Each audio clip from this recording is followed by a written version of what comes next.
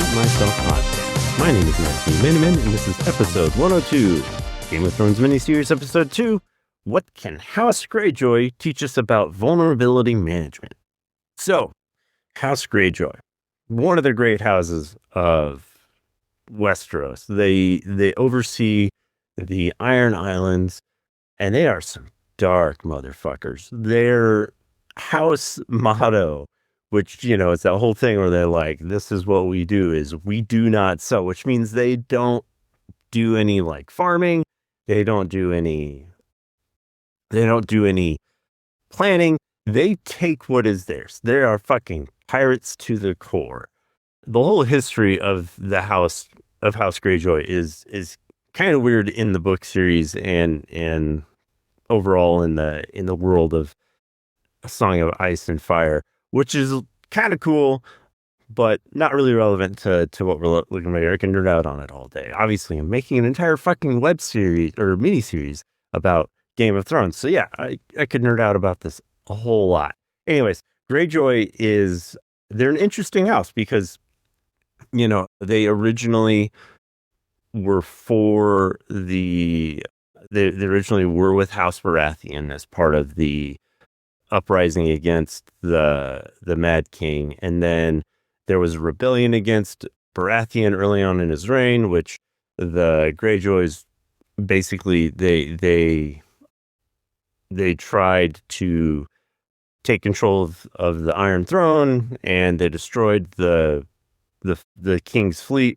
Eventually, they were pushed back and destroyed, and that's how Theon Greyjoy ends up being a ward of Ed Stark. Anyway, whole thing being that, you know, it's kind of they're kind of bastards in the movie Game of Thrones, because they're just, bastard has a different connotation, I guess, in Game of Thrones.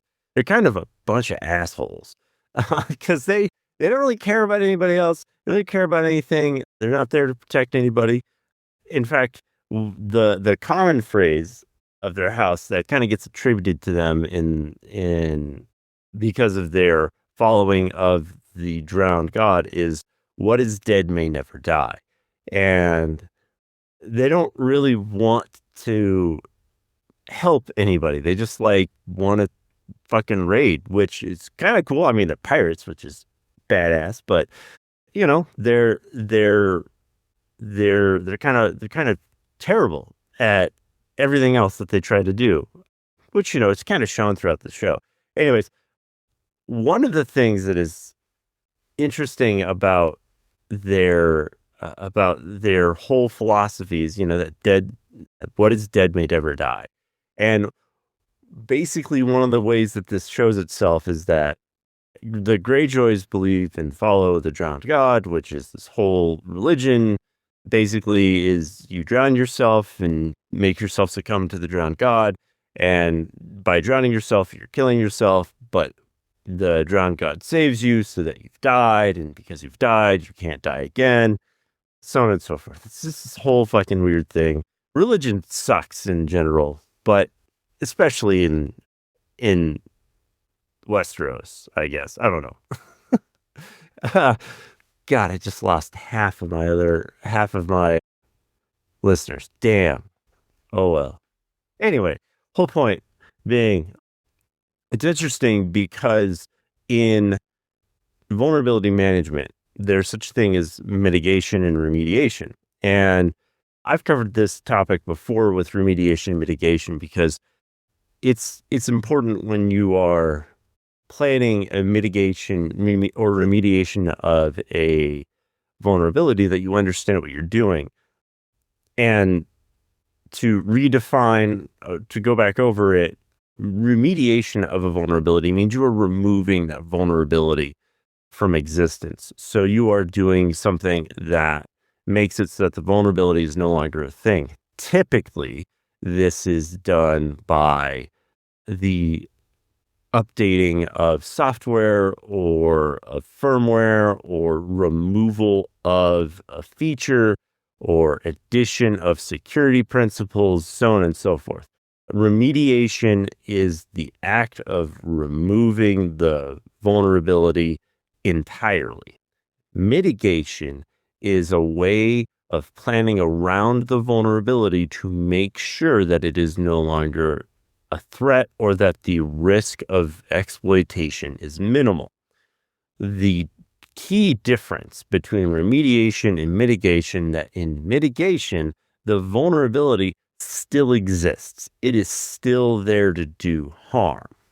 And if you are performing vulnerability management and not properly, and you don't properly understand this concept, and you feel like, and you think that mitigation of a vulnerability means that you have taken care of it entirely, you are allowing yourself the opportunity to be very sad later on down the road, because the vulnerability mitigation should only be seen as kind of a temporary sidestep action.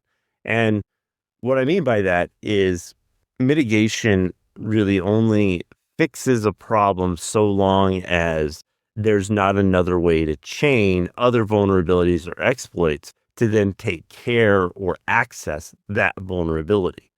So one of the things I'll give you an example of is, say, for instance, you have a vulnerability in your SSH management. SSH being secure socket host, which is a way to remote into a device from outside.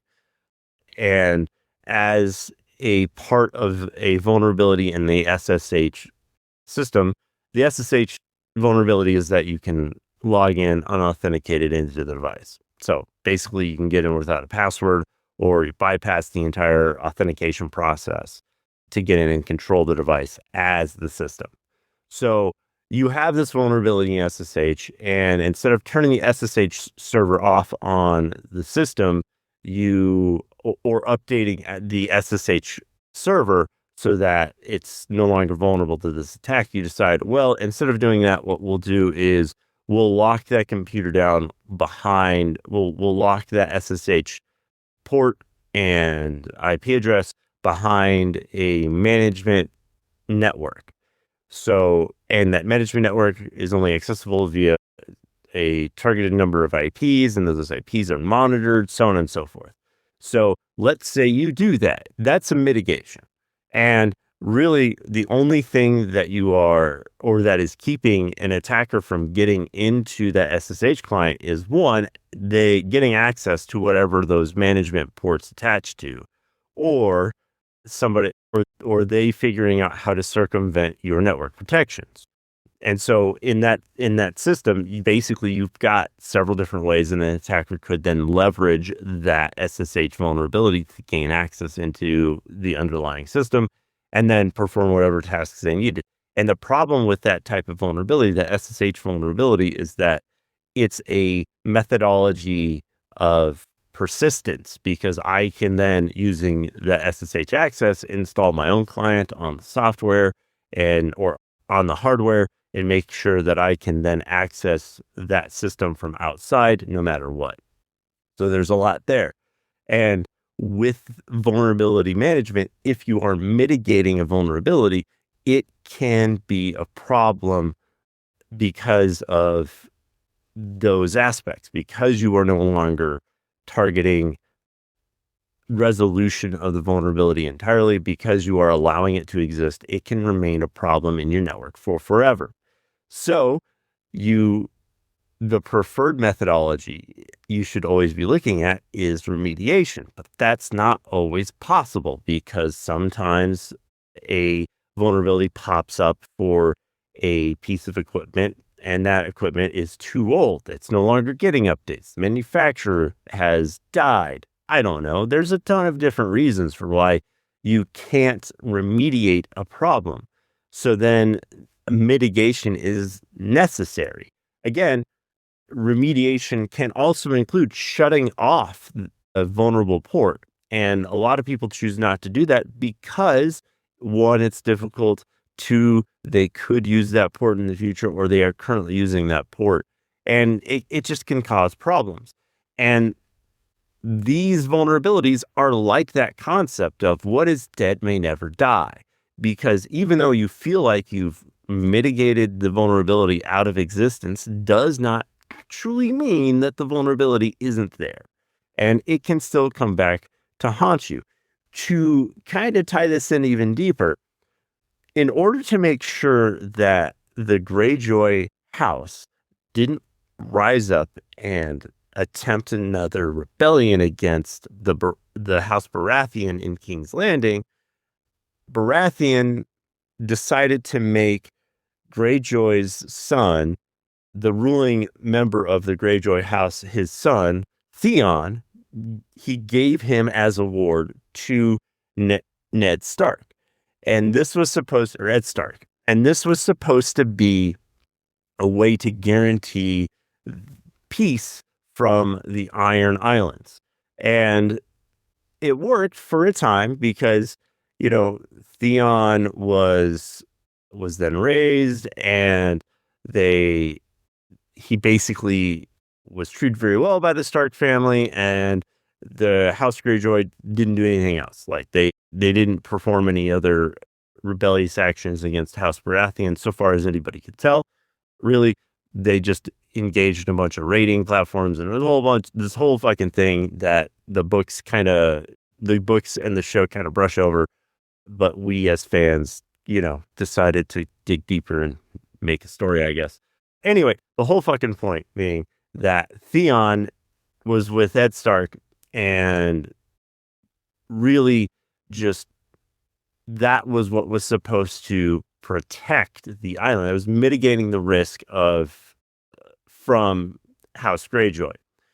Well, then when Ed Stark's head gets cut off, and Robb Stark then goes and attempts to rebel against Joffrey, now that Joffrey Baratheon Lannister is king, Robb sends Theon to his dad to beseech him for assistance in a rebellion against House Baratheon Lannister, which ends poorly because Theon then comes back with a bunch of fucking troops and sieges and then sacks House Winterfell, or the Winterfell Castle, while Robb Stark is away. And this is fucked up because it's basically, this is what happens when you don't remediate a problem. If they had just killed Theon or killed the leader of Greyjoy and put somebody else, another house, in charge of the Iron Islands, it would have been potentially better. A different solution, a different problem, maybe. I don't know. But at least you wouldn't have that particular thing, which you could see telegraphed the entire fucking way. You wouldn't have had that problem exist. And so, when you as a cybersecurity professional, or potentially an upstart defender of the realm, the next time you are looking at a vulnerability or something that is showing as a risk, it is important to understand that mitigations can only be half measures. They do not necessarily resolve a problem entirely or forever, and you should not plan on them being resolved for entirely and forever. Mitigation should only be used in short-term situations where you can then come up with additional security measures to either completely remediate or then mitigate the risk down to an acceptable level. And remember, having a risk acceptance platform where you're looking at a potential threat and you are looking at its risk to your organization is kind of key here, because without a risk management platform where a vulnerability exists on that risk and its mitigation, you may not have a fully mapped out plan of how this could affect your organization long term, and in the instance of particular failings for whatever. So this is key. You have to make sure that when you are planning a mitigation, that you're planning long term to come back and identify any additional places where this vulnerability or mitigation may fail and an exploitation may take into effect.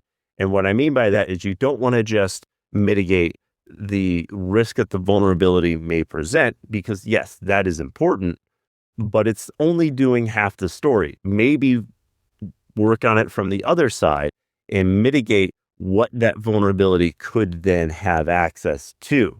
So for instance, what I mean by this is if you have a vulnerability, and that we'll take that same SSH vulnerability.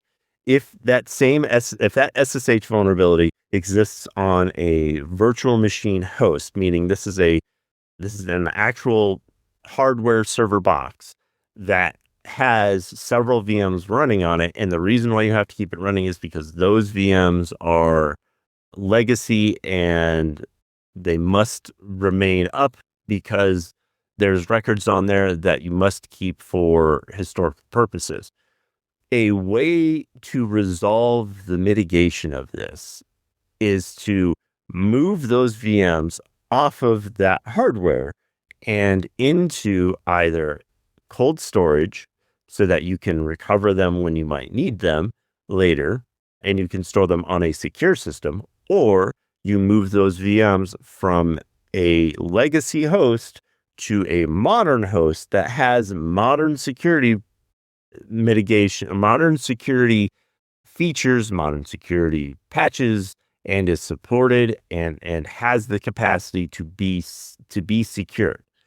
Those are ways that you can come back to it. The mitigation that you put in place to make sure that the management port is the only one that's able to access those devices is short term to get you to the point where you can plan to move those VMs off of it.